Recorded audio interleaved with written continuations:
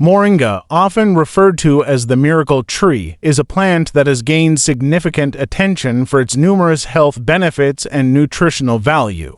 Here's a detailed overview of Moringa, including its nutritional profile, health benefits, and potential uses. Point 1. Nutritional profile. Moringa leaves are incredibly nutrient-dense. They are rich in vitamins C and E, which are powerful antioxidants. The leaves also contain essential minerals like calcium, potassium, and iron. Furthermore, moringa is a good source of protein, containing all 9 essential amino acids, making it a valuable addition to vegetarian and vegan diets. 2.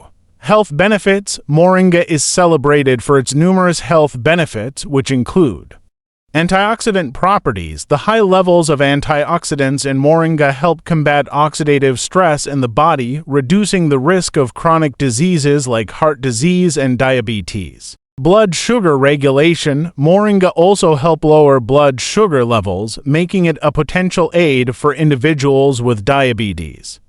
Heart health. Moringa can contribute to heart health by reducing cholesterol levels and improving overall cardiovascular function.